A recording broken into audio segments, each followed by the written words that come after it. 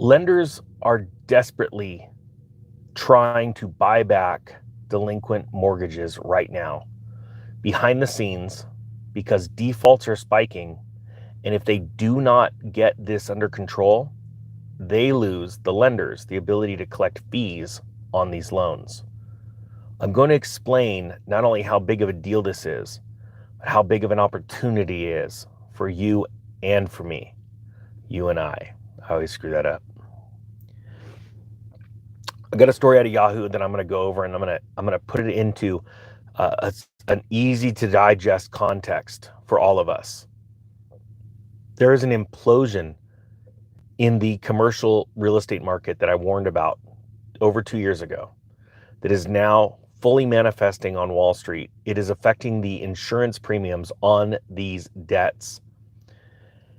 It is so much bigger than the mortgage-backed security fiasco. And even though it is a commercial real estate implosion, I want you to understand how vital this understanding is, that you have to get through your mind. Just because it doesn't have to do with your home mortgage or your ability right now to refinance your home mortgage, it is going to. Because this collapse in lending will filter through to all types of lending, whether it be auto loans or home mortgages. Because risk is about to go through the roof, as what you're about to see some analysts from JP Morgan noting what's going on in the market. So this out of Bloomberg, it says, as delinquencies on multifamily mortgages pile up, lenders who have had bundled those borrowings into securitizations known as commercial real estate collateralized loan obligations, or CLO, okay, are racing to stave off trouble. Now, before I get a little deeper into this story, I want to remind you of the scenario, because everyone looks at BlackRock. They think they're the biggest, the baddest. They're going to never fail. And I told you 2 years ago they're going to fail. And a lot of people mocked, right? Thank you so much, Automotive Professionals and Performance, for the super chat. Really appreciate it. BlackRock is no different than any other business out there. They are susceptible to loss. BlackRock handed back, and I did a story about this a while ago, about a year ago. They gave back, handed the keys over of their massive downtown Manhattan headquarters building. They said, you know what? We can't do this anymore. And they gave it back. They owed money on that building. BlackRock does not own anything. It's all fake. It's all built off of your pension fund, okay? I understand that they're buying tens of thousands of houses and hundreds of thousands of houses and trying to make you renters. I get it. I get what you think you see, but I'm telling you, behind the curtain, it might as well be the last part of the Wizard of Oz. It's a little old man pulling on strings, faking everybody out. They handed back the keys to that building and said, eat it. It's your problem now. They defaulted. BlackRock defaulted. Then the owner of that debt went, crap. What are we going to do? We loaned BlackRock a ton of money to go buy this place. They just handed it back to us. So they had to go sell that debt for 50 cents on the dollar. Now, just so you know, those losses that company took trickled through the market, and investors got less money back than they were at first promised. Okay, that's how default cycles happen. Now, this default cycle I'm going to tell you about today is based on lenders. These are not banks, okay? But they make up such a massive majority of the money out there. We're talking about private lenders, private equity, and we're talking about pension funds, hedge funds. These guys are so big. They're, holy cow, they're causing such a collapse. It's crazy. But good news is you're hearing about this first. It's not on CNBC. Okay? Because the insurance for these type of loans is rising right now because the default rate is rising. Whether it's bank defaults rising, if it's private lenders rising, the insurance costs are going up, which means underwriting is going to get tighter for loans. This is exactly the first phase, not the first phase, it's like the third phase of real estate crash. And that's why so many people don't see it coming, because they are reactionary. They react to what they hear in the news. I want to teach people how to be proactive, to understand, see all the cycle points hitting and going, oh, I can see this is a build up, blow off top, explosion, dead cat bounce, and then everything goes to crap. And that's when we pick up everything for pennies on the dollar. So I explained the BlackRock issue to put into context what you're about to hear, and then I'm going to show you how you're going to crush it. So it says here, to keep the share of bad loans from spiking too high, a development that would cut the issuers, okay, or the lenders, off from the fees they collect on the CRE CLOs, or think about loan servicing, okay? So they get to collect these loans, but if they have these delinquencies spike, they no longer get the right to do that, because someone else is going to come in and take over for them. And so they're going to lose all those fees, which they're desperately needing these fees because they're imploding, their business is imploding. It says they've been furiously buying them back, these delinquent loans. The lenders acquired $520 million of delinquent credit in the first quarter of this year. That is a 210% increase in buybacks, delinquent loan buybacks, as opposed to the first quarter of last year. That's a massive increase. Now, it's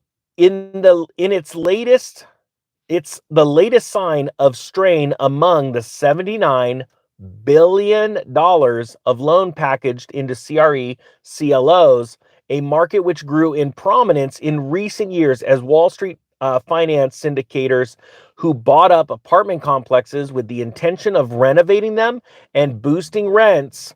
When interest rates surged, many borrowers whose floating loan rates were bundled into the securitizations were caught off guard and began falling behind on their payments. Yesterday, the Federal Reserve came out and did nothing. People ask me, like, why aren't you watching the Federal Reserve? I'm like, why would I watch? I've already told everyone what's going to happen. They're not going to raise. But yet they announced that they're going to loosen up their quantitative tightening. Why? Because everything's collapsing. So they're trying just to push it off. Again, I told you, they're trying to push it off till the election. And then everything comes unwound. So at the same time that they're not going to lower rates, they're going to lighten up on the quantitative tightening, because the banks are imploding right now. And they've got to give them just enough juice. But here's the thing. They've got to do it at the proper time, because we're going to be watching the Fed's balance sheet, and we're going to be watching if it expands. If all of a sudden there's the repo window and they're having to hand out money just to keep banks liquid, just to keep Band-Aids on this thing before it all falls apart.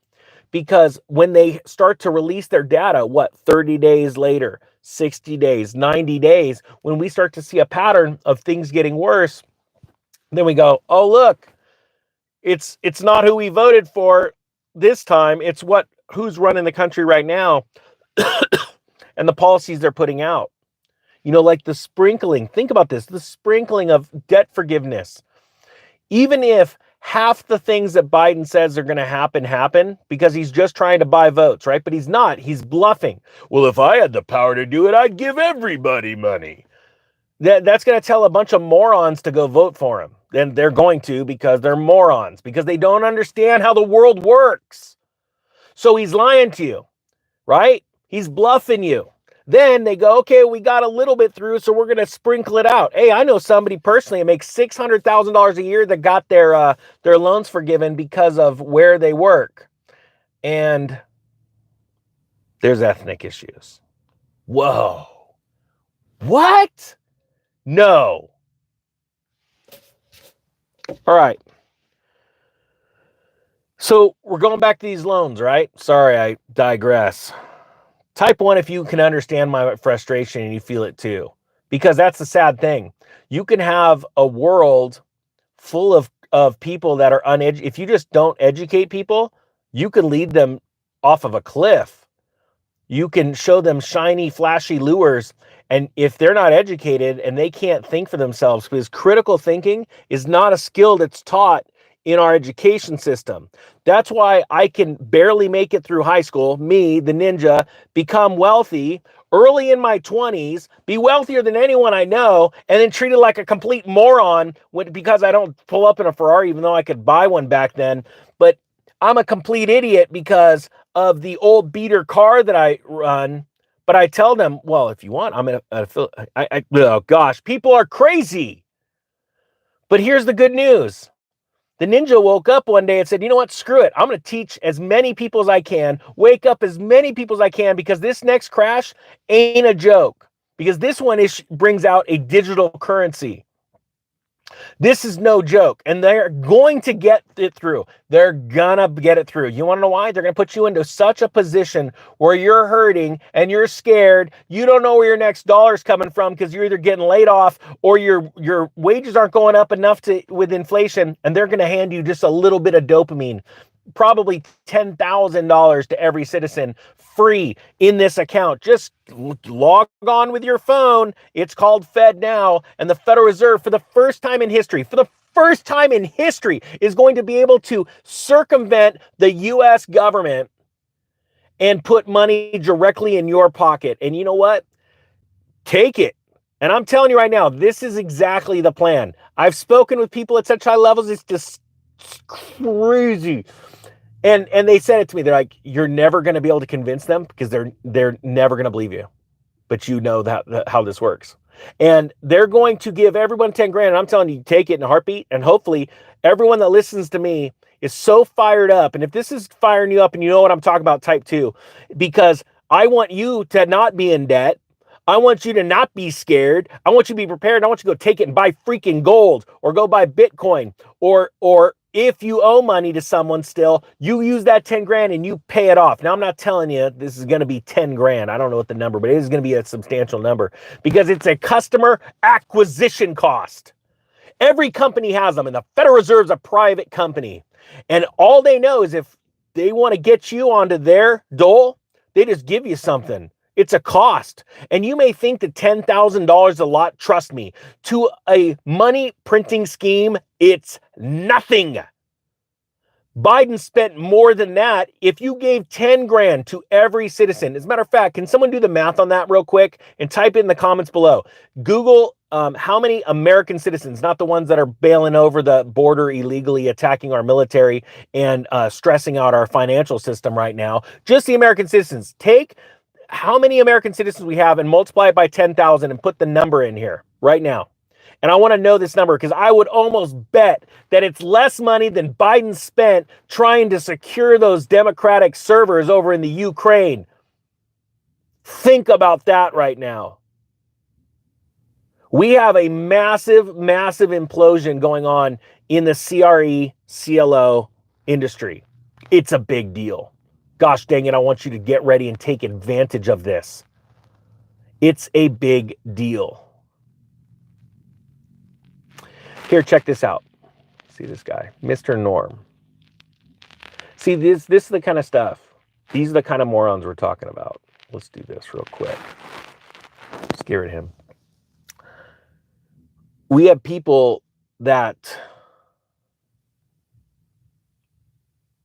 can't think clearly, can't act decisively. Everyone say goodbye to Mr. Norm. I only want to attract people that have a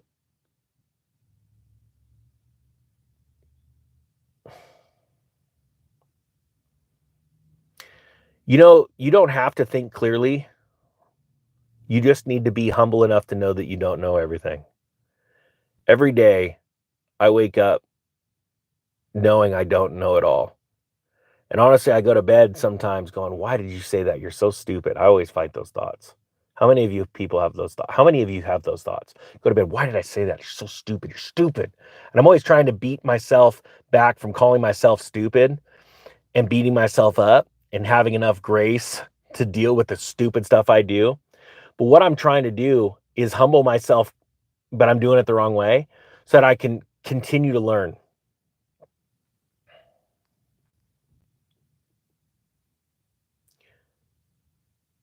There's so many things going through my head right now.